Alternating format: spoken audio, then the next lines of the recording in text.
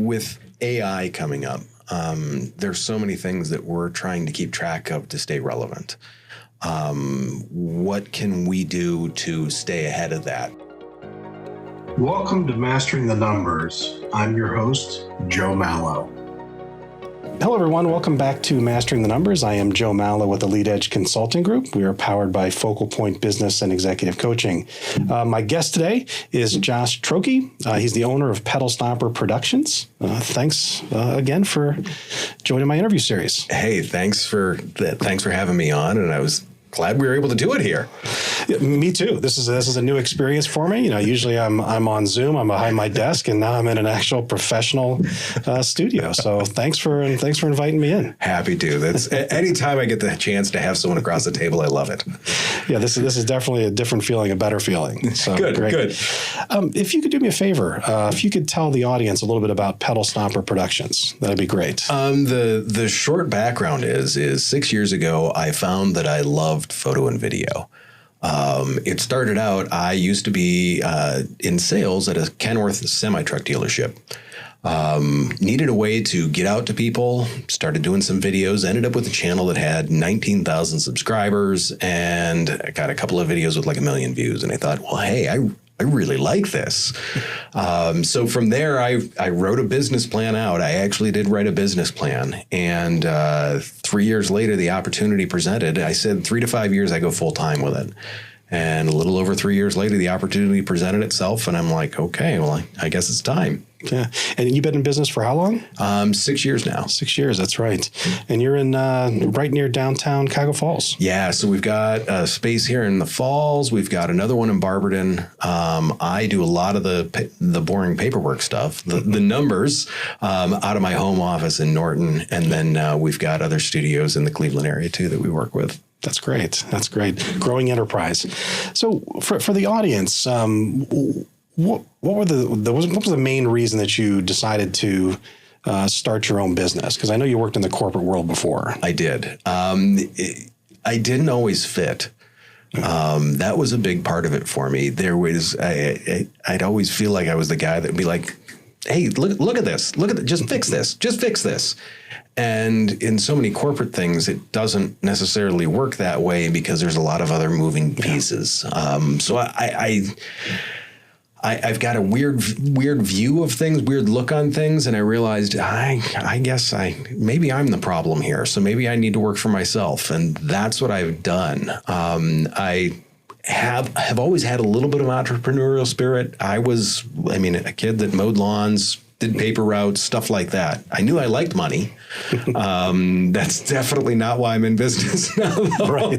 Because it doesn't always pan out that way. Yeah. But no, for sure, it's when I realized that I really would like to be able to have the control over things, and the fact that when I do things, seeing that there's a direct result from it. It's so rewarding. Yeah. So that's the money part of it. That goes into a question I always ask. What are some of the common misconceptions of owning your business? That's a lot of times that's what people say. They think we're extremely wealthy because we own our own businesses. Yeah, no, none of my butlers have Lambos. It's really, and for me, it's been, I guess I would say the business does well enough that I survive. I survive well. I enjoy it. But the other thing is for me too is, could we make more money? Yes. But we also get to do some very rewarding, like nonprofit projects. And the fact that I get to do that makes me feel really rich from the fact that, yes, I get to help out some other things. Yeah, you told me just some really interesting stories before we even got started today. So I think that would be rewarding to just hear, all those fantastic stories. So what are some of the biggest challenges or struggles you've had to overcome in the last 6 years? There's been a lot. Boy, it's every day there's something. I always like to say there's the fan in a lot of cases needs a pressure washing.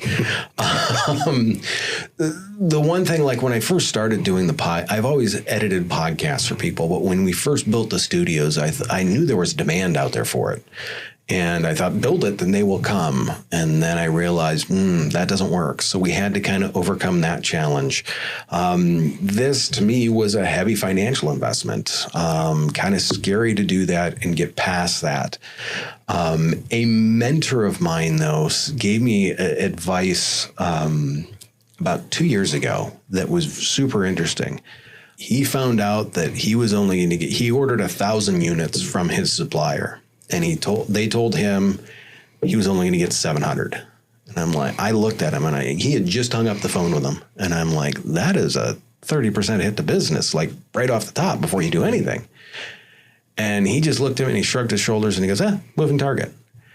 And as soon as he said that, something clicked for me, like this is business. This is a moving target. If I wanted to just go in and stamp a piece of paper, I would go back to a corporate job where I could do that. The fact that this is a moving target is a struggle every single day. In fact, there's some days you wake up and you're like, I don't even know where the target is, let alone trying to hit it. But that to me is one of the things that's difficult, but it's kind of one of the things that I like too. It's fun to be able to wake up and make the decision on where you need to go that day instead of having 20 people above telling you what to do. 100%. So, 100%. And that's one of the things that I enjoy. Is there anything that you would have done differently in growing your company? Not a different industry, but just differently in growing it? It's funny. The thing that I said that I was never going to do was just hold things too close.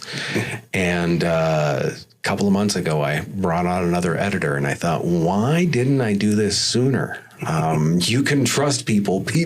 Let people do the work. I solely thought that I was the only one capable of doing everything. And even though I've criticized, like business owner friends, dude, you need to let someone else do that. I gave them that advice all the time. Yeah. And son of a gun, I look in the mirror and I'm like, oh, that's me. I should be yelling at me. Yeah, you always feel, well, nobody can do it as good as me, but you can't grow without delegating. It's impossible. Correct. And it's one of those things where as soon as I've looked at it, it is tough because it is tough to write those checks and to be like, hey, there's this amount for this person and this amount for this person. And I feel like Oprah, just you get a car and you get a car and you get a car. But really, I mean, it is, like you said, it's the only way to grow. Yeah, you have to delegate. Yeah. So, besides the money part, what are any other misconceptions you think people have about starting a business, running a business? That it's time on the golf course, that it's relaxing, the stress involved with it. The stress involved with it is huge. To me, it's that the moving pieces, especially at I think the smaller the business, the more stressful it is. I see, and I mean, I've been in the corporate world, I mean, responsible for a lot of people. And if something goes a little bit sideways, you realize that this is going to affect some people, but it's not, it's not as big of a hit at that point. If it's $10,000 out of a $1 million budget, that sucks. If it is $10,000 out of a $10,001 budget, that's a killer. And those types of things are the stress that's involved with it. There's a reason why many business owners don't have hair. We're lucky, but there's a reason why many business owners, I don't think, have hair. Oh, mine's falling out. Same. One of these days it won't be there. I'll show up at the studio and I'll be completely bald. The Mr. Clean look. That's right. So, yeah, I wish it was all golf and stress free, but that's not rewarding either. Rewarding is going in and doing the hard work and helping people. At least that's for me. It's to me is if something's difficult, that doesn't necessarily mean it's of high value, but that does mean that you've accomplished something difficult, and you can sit back and look at that and be like, I did that. Yeah. You do not get money for climbing Mount Everest, but you do get to the top of that and be like, I did something really difficult. And to me, that's it it takes its toll, as would climbing Everest. I know nothing about that, by the way. Me neither. I would get about 50 feet and be like, it looks good up there. But in the same sense, it's part of the reward in that is knowing that, hey, I did this. I got that done, because it was difficult. If it was easy, would it feel as rewarding? Probably not. Probably not. And then everybody would do it. Right. There'd be small businesses everywhere. Right. It's a struggle. It's a struggle. Sure. It's rewarding, though. So besides everything you have going on here and all the other offices, you also spend a lot of time biking, don't you? I used to race bicycles. I still do a lot of motorcycle riding. I do my best to ride to areas where there's no cell phone reception. Okay. That is my escape as a business owner. The name of the company does stem from when I used to race bicycles. Had a ton of fun with that.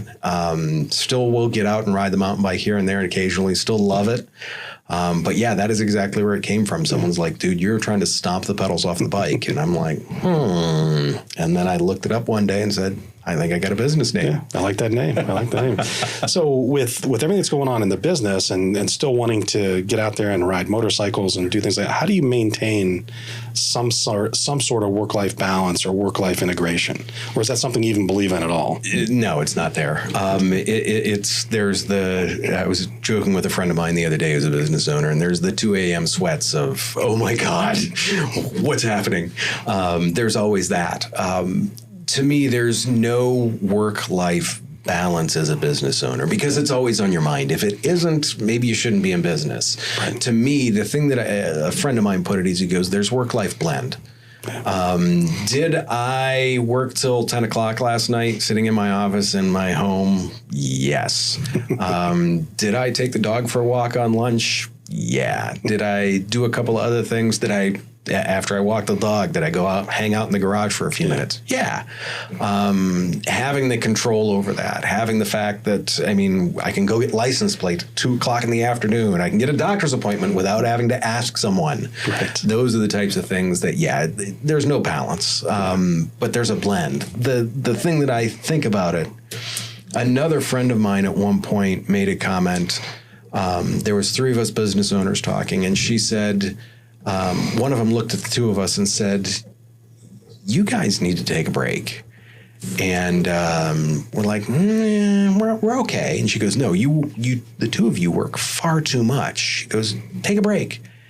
And at that point, my other friend looks at her and goes, no. She goes, I love this. She goes, I wake up at 4 o'clock in the morning. I look forward to going into my shop. She goes, at 8 o'clock at night, when I'm on my way out the door, she goes, I'm kind of sad to leave. Yeah. She's like, I love this. That's why I do this. So there's a lot of us out there that have this obsessive component that, I really do love this. Yeah. Yeah. I think for myself, I've never been able to find a work-life balance. And somebody told me it's not work-life balance, it's work-life integration. Yeah. It was on one of my previous podcasts. And I said, you know what, that makes more sense. And the same thing with work-life blend. Makes more sense. Integration, blend. It really is. There's days I'm driving down there, I'm on the motorcycle out in the middle of nowhere, and an idea will come to me, and I'm like, oh yeah, we're going to use that in the business. That's not happening if I'm working for someone. Never. So how do you got a lot of energy, which is fantastic to be around. How do you stay motivated? How do you stay focused? Caffeine. To me, I am a former operations guy. Yeah. There is a plan for a plan for a plan. The fact that usually by 7:30 in the morning, most of those plans have gone out the window. Is another piece to that. It really is. It's plans, it's task lists, it's making sure that I see a goal that's out there. And I'm a big proponent of taking a goal, breaking it into smaller tasks that are achievable, because you see the big goal and you're like, I have to be this many dollars by the end of the year. And you're like, well, how am I going to do that? Yeah. I'm a big proponent of small tasks. So my task list is insanely long. But checking those off kind of keeps me motivated. Yeah, it feels good. When you check Oh off gosh, yes. That little dopamine rush of clicking that box and being like, you gone. And then when you see the 5 or 6 from the previous day that just got pushed over to the next day, you're like, oh, come on. Yeah, those are the ones when they turn red, you're kind of like, oh, I guess I should handle that one. It's like I'm in trouble a little bit. So how does innovation and technology, because you have a ton of technology in this room, how does innovation and technology I guess change your industry, change in your industry, I guess I'm trying to say? That's a great question. With AI coming up, there's so many things that we're trying to keep track of to stay relevant. What can we do to stay ahead of that? And a lot of tools we use now are AI based. They have made our job incredibly, I don't want to say easier, much less labor intensive though. We're able to do that. So it really is, for me, is I'm very intentional about spending some time each week to look at those items and be like, okay, what do I need to catch up on? There's all sorts of industry newsletters in podcasting that most people are like, okay, this is spam. I'm the guy that reads those to say what's going on in the industry and stuff like that, to stay up on them, because, I mean, technology is on this exponential curve. Yeah. And it's a focused effort for me to stay up on that. And to compete, to stay ahead of the competition, you'd probably have to stay ahead of the innovation curve as well. Yeah, it's for us, it's making sure that we're evolving in a direction that's still very helpful for people. Because for us, it's all about taking the pain out of content creation. Yeah. And making sure that we're able to do that at a price point that is competitive and gives that return on investment. So I'm constantly thinking about how can we do this better. Yeah. And there's the two reasons behind that is A, so we can stay profitable and possibly even be more profitable. But then if something else comes down the pipe, we can pivot to make sure that we're ready for that too. Right. So where do you see your business in the next 12 to 36 months? We have another studio that we're going to be producing out of up in the west side of Cleveland. We're also looking at some other expansions with the studios. We're also, doing a lot more remotely. When I started the studios, thought as we started to do more and more podcasting stuff, I thought we were going to remain like super hardcore local. And that has very much changed because we have a really broad reach now, too. I mean, we just picked up a client in Indiana.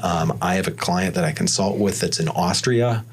All over the place. It's been really interesting with that. Yeah. Working from home is so much easier now. So much easier. Oh, yes. So through all this, what's the best business advice anybody's ever given you? That piece of the moving target. To me, I used to, when problems would happen, I would look at them and be like, oh my God, this throws a wrench in my plans. What do I do? I mean, I would get upset. I wouldn't get like a toddler. Maybe some days, but it would upset me.